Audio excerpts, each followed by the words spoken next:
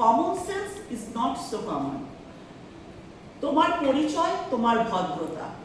তো আজকে আমি বলতে চাই কিছু ভদ্রতার কথা, যেগুলো ফর দ্য টুরিস্ট, যারা দেশে বিদেশে নানা জায়গায় ঘুরে বেড়ায় তাদের জন্য কিছু নিয়ম নীতি, যেগুলো আমাদের ভদ্রতার পরিচয়, এবং শুধু আমাদের ভদ্রতার পরিচয় বহন করে না, আমাদের দেশ, আমাদের জাতি, আমাদের সব কিছুর পরিচয় বহন করে। তাই জন্য আজকের ভিডিওটা তোমরা যারা দেশে বিদেশে ঘুরে বেড়াও অবশ্য করেই দেখবে এবং চেষ্টা করবে এই নিয়ম নীতিগুলো মেনে চলার। আর যারা দেখবে যে এই নিয়ম নীতিগুলো মানছে না, তাদের অবশ্য করেই তুমি প্রতিবাদ করে জানাবে যে এটা ঠিক নয়, এবং তাদের ছবি তুলে সোশ্যাল মিডিয়ায় পোস্ট করবে, যাতে সঠিক নিয়ম নীতি মানে চলার অভ্যাস আমাদের সবার মধ্যে তৈরি হয়। আমি doctor Shambhamita Chatterjee, principal, Camellia Institute of Technology. আমার YouTube channel life skill lounge, এখানে আমি তোমাদের মতো আমার যত স্টুডেন্টরা আছে তাদের কিছু এটিকেট শেখানোর চেষ্টা করি। তো আজকে আমার এই ভিডিওর মূল বক্তব্য হলো যে ট্যুরিস্ট এটিকেট, যারা ট্যুরিস্ট তাদের কী ধরনের এটিকেট বা ম্যানার্স মেনে চলা উচিত। প্রথমেই বলতে হবে, আমরা যদি দেশের বাইরে যাই তাহলে সেখানকার সংস্কৃতির সাথে মানিয়ে চলা। হঠাৎ একটা ভিডিও বাজারে খুব চলছে, সেটা হচ্ছে একটা রিল, দেখা যাচ্ছে যে সেখানে এয়ারপোর্ট টার্মিনাল, যেটা হচ্ছে হাই সিকিউরিটি জোন, সেখানে কয়েকজন মিলে নাচ গান করছে। তো আমি ভারতীয় হিসেবে সেখানে যদি আমি একটা হাই সিকিউরিটি জোনের মধ্যে নাচ গান করি, সেটা হয়তো ভারতীয়দের ক্ষেত্রেই বদনামের পরিচয়। আবার দেখা যাচ্ছে রিল করার নেশায় আইফেল টাওয়ারের নিচে শাড়ি পরে অনেকক্ষণ ধরে ছবি তোলা হচ্ছে, নাচ গান হচ্ছে, কি না রিল করব। আবার ঠিক সেরকমই হয়তো গ্র্যান্ড ক্যানিয়নের মাথায় অথবা কোনো একটা বিখ্যাত মনুমেন্টের ওপরে গিয়ে সেখানে বসেও নানা রকমভাবে গান করে, নাচ করে ছবি তোলা হচ্ছে, কি না আমি রিল করব অথবা আমি বিখ্যাত হতে চাই, আমার ইউটিউবে সবাই চিনুক। আমার জন্য সেটা খুবই সঠিক, কিন্তু আমার পারপাশে যারা দাঁড়িয়ে আছে, যারা পৃথিবীর সমস্ত দেশ থেকে এসছে, তাদের জন্য কিন্তু এটি একদমই সঠিক ব্যবহার নয়, কারণ এটা দৃশ্য দূষণ এবং শব্দ দূষণ তৈরি করে। তো আজকে আমার এই ভিডিওটা কি আমরা করতে পারি আর কি আমরা করতে পারি না বেড়াতে গিয়ে বিভিন্ন জায়গায়, সেটা নিয়েই আমার কথা বলা শুরু করছি। প্রথমত 1 নম্বর, যে লাইন ভাঙবো না। আমরা যেখানেই যাই, পশ্চিমবঙ্গের বাইরে যদি যাই, তাহলে যে কোনো রাজ্যে গিয়ে যে কোনো জায়গায় সুস্থভাবে শান্ত হয়ে লাইনে ওয়েট করব, লাইন ভাঙবো না। আর ভারতবর্ষের বাইরে গেলে অবশ্য করেই মাথায় রাখতে হবে, আমি ভারতবাসী হিসেবে আমার দেশকে সবার সামনে তুলে ধরছি।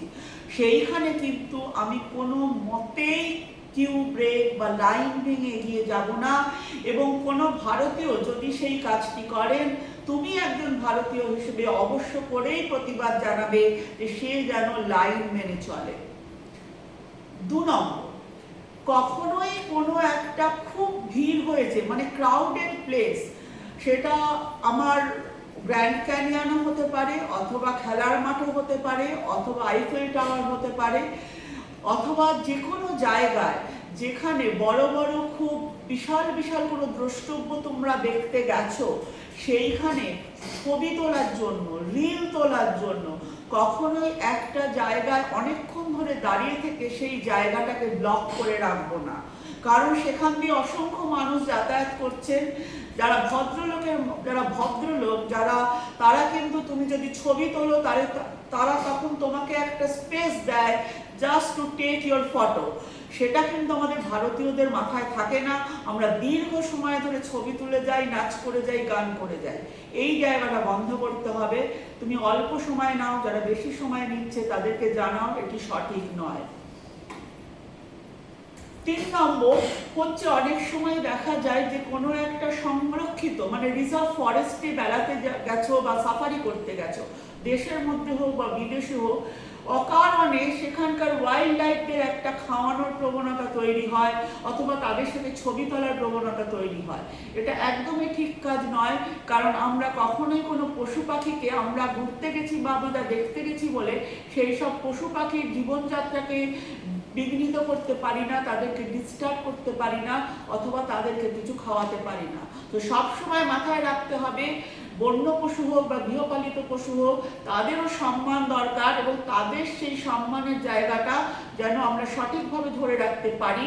এবং যারা এই জায়গাটাকে নষ্ট করছে তাদেরকে অবশ্য করেই বারণ করো, বারবার করে বারণ করো, যাতে অ্যাজ আ ভারতীয় অথবা অ্যাজ আ পশ্চিমবঙ্গবাসী আমরা সবার সামনে আমাদের দেশকে বা আমাদের রাজ্যকে সঠিকভাবে তুলে ধরতে পারি। বেড়াতে গেলে বিশেষ করে দেখা যায় যেখানে ধরো কোনো একটা বিশাল মনুমেন্ট আছে বা কোথাও কোনো সাইলেন্স মেনটেন করতে হবে, সেখানে অবশ্য করেই যদি কোনো কথা বলতে হয় ফিস ফিস করে কথা বলা উচিত। সেখানে জোরে জোরে কথা বলা বা মোবাইল ফোনে তোমার বন্ধুর সাথে জোরে জোরে গল্প করা, এগুলো অবশ্য করেই সঠিক কাজ নয়। তার কারণ হচ্ছে তুমি অনেক গল্প করে তোমার বাড়ির অনেক বড় বড় কথা লোকজনকে শোনাতে পারো, কিন্তু বাদবাকি যারা আছে তারা মোটেই শুনতে আগ্রহী নয়। সেই কারণে অকারণ শব্দ দূষণ তৈরি করে বা দৃশ্য দূষণ তৈরি করে জায়গাটার পরিবেশটাকে নোংরা না করাই ভালো। আর একটা খুব মানে জাস্ট একটা রিসেন্ট ঘটনা বলছি। ইকো পার্ক তোমরা সবাই জানো, সেখানে আমরা রেগুলার বেড়াতে যাই। হঠাৎ করে দেখা গেল যে একজন ভদ্রলোক পিরামিডের উল্টো দিকে দাঁড়িয়ে মূত্র ত্যাগ করছে প্রকাশ্য স্থানে, দিবালোকে। পিরামিড যেটা বেশ শ্রদ্ধার এবং সম্মানের জায়গা, সেইখানে দাঁড়িয়ে মূত্র ত্যাগ করা সেটা অত্যন্ত অন্যায়, এবং এটা ইট ইজ ইললিগাল। তো তোমরা যারা অবশ্য করে এই ঘটনাটা দেখবে তার ছবি তুলে সোশ্যাল মিডিয়ায় পোস্ট করে দাও, এবং অবশ্য করে সে যখন মূত্র ত্যাগ করবে সেই অবস্থায় গিয়ে তার হাতটা ধরে টেনে দাও, তবে হয়তো সে বন্ধ করবে তার এই জঘন্য কাজ করা। কারণ আমার দেশের সম্পত্তি রক্ষা করার দায়িত্ব আমাদের প্রত্যেকের। তো কেউ যদি সেটা নষ্ট করে তাকে সঙ্গে সঙ্গে বারণ করো, তাকে বলো যে এটা অন্যায়, এটা করবেন না, এটা করলে আমার ক্ষতি, আপনার ক্ষতি। এইটা একটা খুব গুরুত্বপূর্ণ এটিকেট, যাকে আমি বলি ফটোগ্রাফি এটিকেট। মানে না জানিয়ে ছবি তোলা, অথবা না জানিয়ে কারো সম্বন্ধে জোরে জোরে কমেন্ট পাস করা। হয়তো খুব একটা মোটা মহিলা কেউ যাচ্ছেন, অথবা কোনো একটা মোটা মেয়ে সংক্ষিপ্ত প্যান্ট পরে যাচ্ছে, অথবা তোমার মনে হয়েছে কোনো একটা সুন্দরী মহিলার তুমি ছবি তুলবে। এইটা করার আগে দুবার ভাববে, কারণ না জানিয়ে কারো ছবি তোলা হচ্ছে, দ্যাট ইজ ইললিগাল। এবং কারো সম্বন্ধে জোরে জোরে কমেন্ট পাস করাটা হচ্ছে তাকে অপমান করা। ভারতীয় হিসেবে তুমি যদি এটা করো সেটা ভারতবর্ষের পক্ষে অপমানজনক, এবং পশ্চিমবঙ্গবাসী হয়ে যদি তুমি পশ্চিমবঙ্গের বাইরে গিয়ে এটা করো তাহলে পশ্চিমবঙ্গের পক্ষেও সেটা যথেষ্ট লজ্জাজনক। তো এই ধরনের আচরণগুলো অবশ্য করেই করবে না, আর যারা করবে তাদেরকে বারণ করবে।